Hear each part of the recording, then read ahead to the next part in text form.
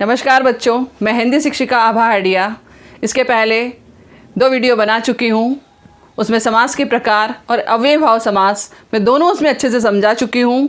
आप उन वीडियो को देखिए। आज हम अगला समास पढ़ेंगे जो कि है तत्पुरुष समास।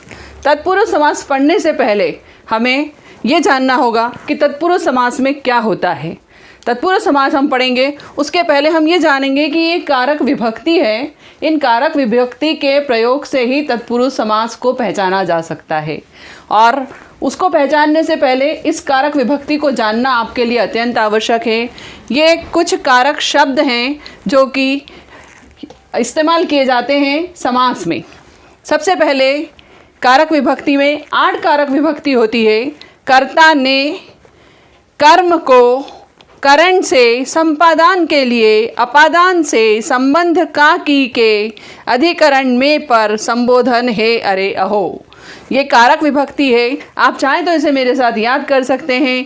कर्ता ने कर्म को करण से संपादन के लिए अपादान से संबंध का की के अधिकरण में पर संबोधन है अरे अहो। इनमें पहली कारक विभक्ति और 8वीं कारक विभक्ति का इस्तेमाल तत्पुरुष समास में नहीं किया जाता है।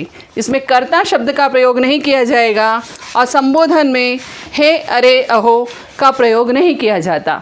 ये जो 6 विभक्तियां हैं, कर्म को करण से संपादन के लिए अपादान से संबंध का की के अधिकरण में पर, ये जो 6 विभक्तियां हैं, इन 6 विभक्तियों के प्रयोग करके हम तत्पुरुष समास को अच्छे से समझ सकते हैं।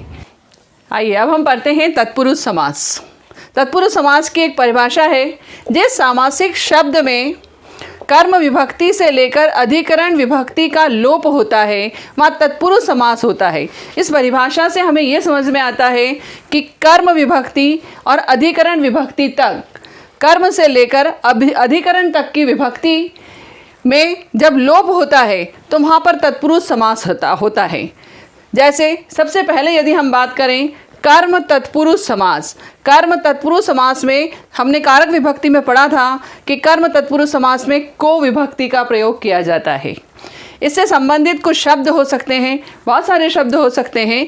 एक शब्द है यश प्राप्त, मतलब यश को प्राप्त। यहाँ पर जो को शब्द है ये कर्म तत्पुरुष कारक विभक्ति है। जेब कतरा, जेब को काटने वाला, ये को शब्द का जो इस्तेमाल किया गया है वह कर्म कारक विभक्ति का उपयोग किया गया है। कर्म तत्पुरुष के बाद दूसरे नंबर की विभक्ति आती है करण तत्पुरुष। करण तत्पुरुष में से शब्द का इस्तेमाल किया जाता है। करण तत्पुरुष में से शब्द का इस्तेमाल किया जाता है। हम कह सकते हैं कि जब करण तत्पुरुष होता है तो वहाँ से नाम की जो विभक्ति होती है इसका लोप होता है। इस तरह से इससे मिलने वाले कुछ शब्द बन सकते हैं, जैसे शोकातुर, शोक से आतुर। जो से शब्द का प्रयोग हुआ है, यहाँ पर से का प्रयोग हुआ है, वो करण विभक्ति के कारण हुआ है। मोह मांगा, मोह से मांगा, ये जो से यहाँ पर प्रयोग किया गया है ये करण तत्पुरुष है, करण विभक्ति है, इसका यहाँ पर उपयोग किया गया है। अब हम इसमें तीसरी विभक्ति पढ़ेंगे, संप्रदान तत्पुरुष।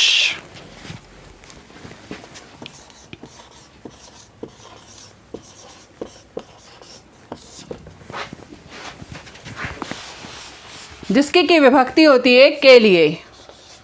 संप्रदान तत्पुरुष की विभक्ति होती है के लिए।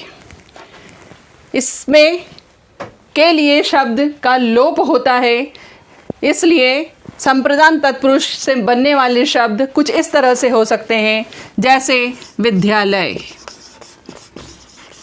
विद्यालय मतलब विद्या के लिए आलय।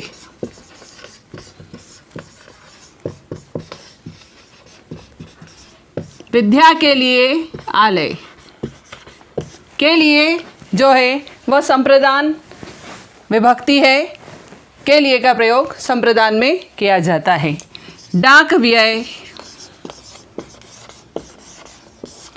डाक के लिए व्यय।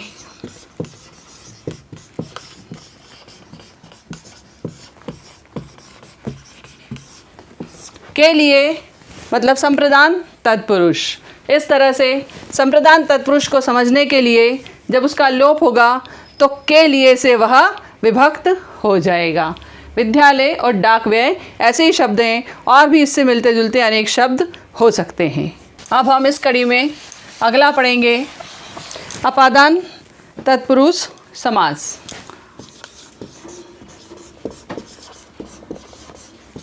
अपादान तत्पुरुष समास में विभक्ति से का इस्तेमाल किया जाता है।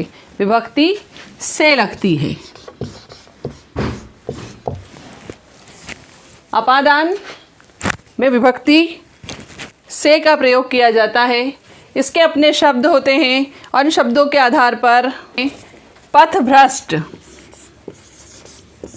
पथभ्रष्ट, पथ से भ्रष्ट, पथ से भ्रष्ट, धर्म विमुक्त,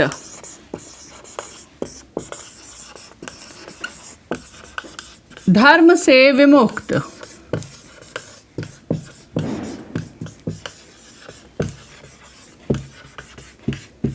इन दोनों शब्दों को आप ध्यान से देखेंगे तो आपको ये समझ में आएगा कि इसमें जो लुप्त हुआ है वह से है। इसमें भी जो लुप्त हुआ है वह से है। से जब हम इसको तोड़ते हैं तो पथभ्रष्ट शब्द और धर्म विमुक्त शब्द बनता है।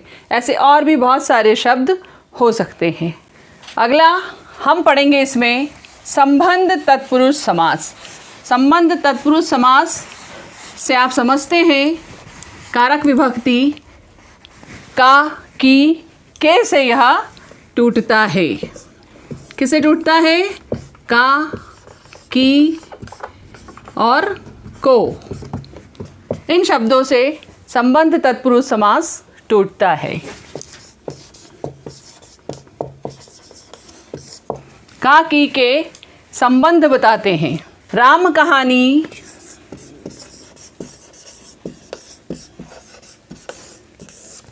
राम की कहानी। किसकी कहानी है? राम की कहानी। राम कहानी, राम की कहानी। बोलो, वीडियो थोड़ी बड़ी हो जाएगी। राजपुत्र, राजा का पुत्र। राजपुत्र, राजा का पुत्र। इस समास के अपने बहुत सारे भेद होते हैं, जिसके कारण हो सकता है कि वीडियो थोड़ी बड़ी हो जाए, लेकिन जब आप इसको समझने लगेंगे तो आपको ये समझना बहुत आसान हो जाएगा। इसमें का, की जैसे शब्दों का इस्तेमाल किया गया है। इन शब्दों का यहाँ लोप है और इन शब्दों के टूटने पर ही संबंध तत्पुरुष समास बनता है। अब इस कड़ी में हम अगला पढ़ेंगे अधिकरण तत्पुरुष समास। अधिकरण तत्पुरुष समास में जो कारक विभक्ति होती है वह होती है में, पर। इन शब्दों से अधिकरण तत्पुरुष समास टूटता है।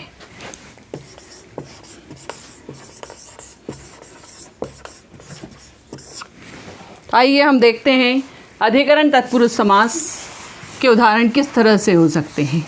जब किसी भी सामासिक पद में और पर विभक्ति का लोप होता है, वहाँ पर अधिकरण तत्पुरुष समास होता है। जैसे उदाहरण के रूप में हम कह सकते हैं शरणागत, शरण में आया हुआ।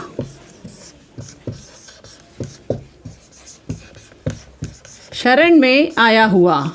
ये जो शरणागत शब्द है, आप लोग देख रहे होंगे, शरणागत शब्द में विभक्ति से टूटा हुआ है।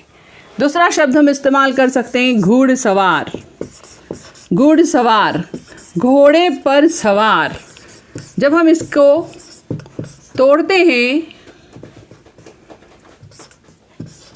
तो घोड़े पर सवार शब्द निकलता है। तो में और पर शब्दों से, विभक्तियों से यदि कोई शब्द टूटता है तो वहाँ पर अधिकरण तत्पुरुष समास होता है। ये वीडियो थोड़ी सी लंबी हो गई है। आप इसके सारे भागों को जब देखेंगे तो आपको ये समझ में आएगा कि तत्पुरुष समास के 6 भेद होते हैं और उन 6 भेद अलग अलग विभक्तियों पर चलते हैं और उन सारी विभक्तियों की जानकारी आपको इस वीडियो के माध्यम से मिल जाएगी। आप मेरे वीडियो देखिए, उन्हें लाइक करें, शेयर करें और सब्सक्राइब करें।